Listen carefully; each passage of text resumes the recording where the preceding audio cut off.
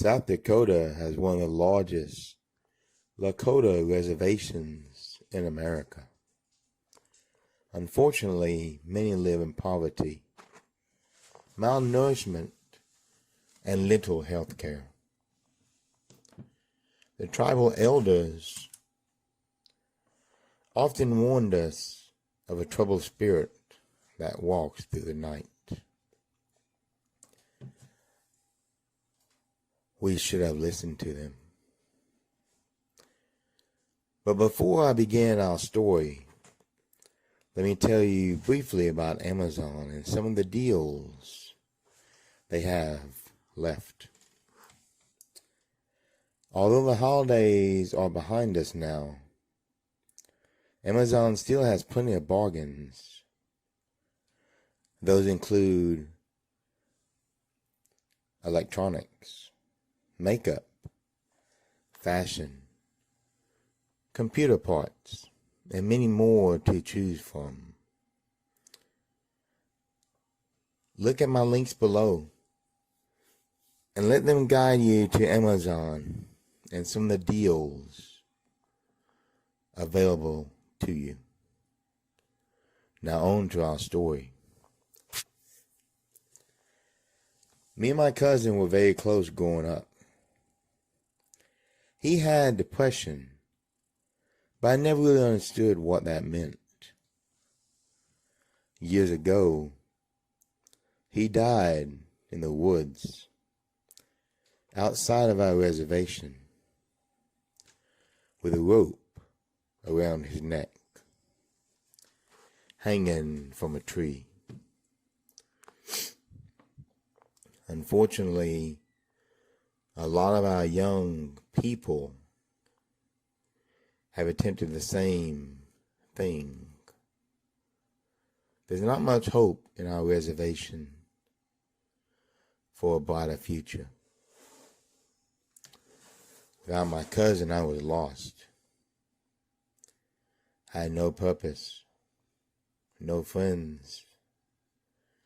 My father stayed drunk, and my mother died after giving birth to me.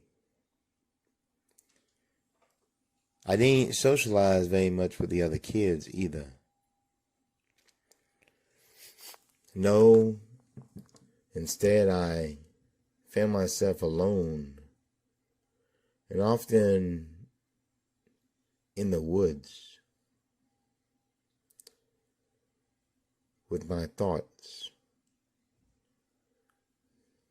which is not a good thing. Slowly I sank into depression myself. Depression that would soon become madness. Often I heard footsteps behind me. Turned around and no one was there.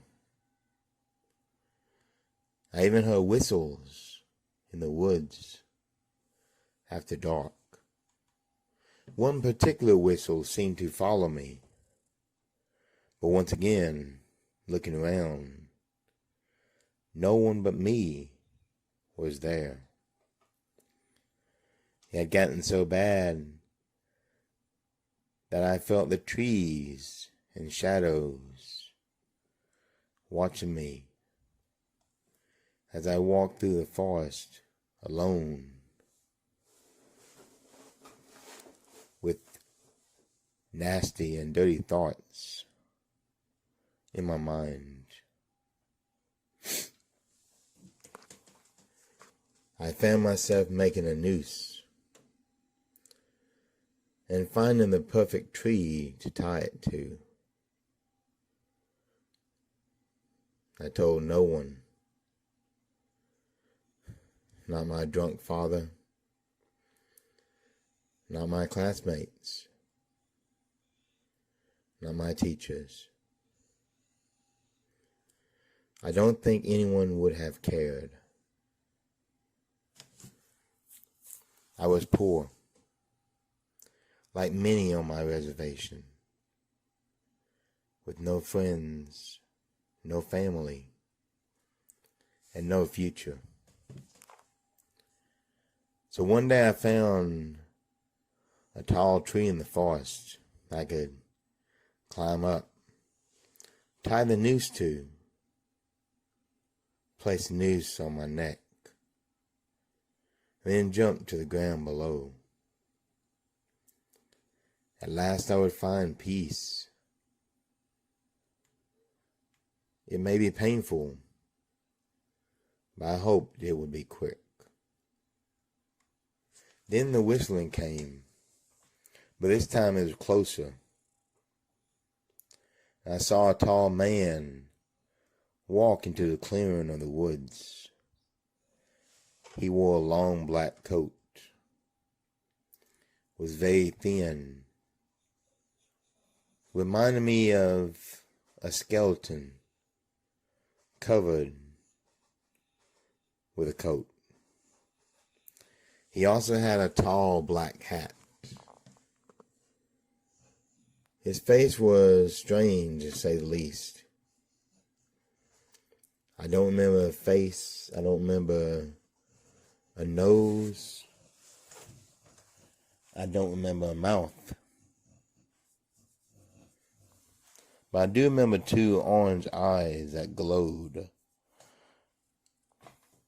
They watched me as he slowly walked in my direction. I didn't notice, but I soon heard whistling behind me. Turning around, I saw my cousin. He was staring at me, the rope still around his neck, and he was whistling. He called to me, offering a hug and a smile.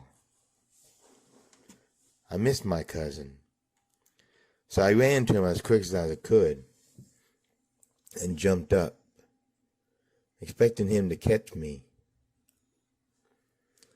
and hug me tight. But the hug never came.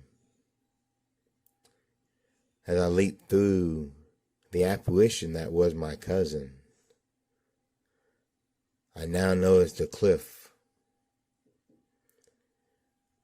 and the open air that I now was falling in.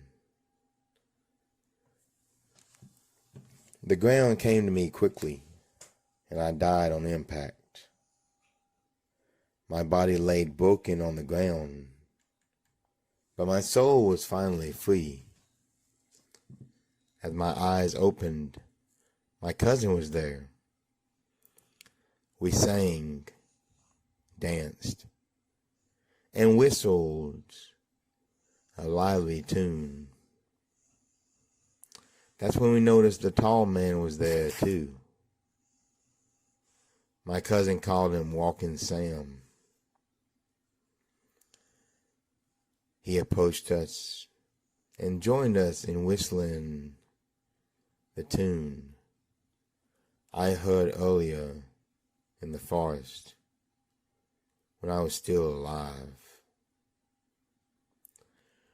Welcome to the Shadowlands. If you enjoy this, leave me a like. Feel free to follow and share to your friends and family. Don't forget that bell overhead. And while you're at it, explore the rest of my channel. I have links and playlists at the end of the video.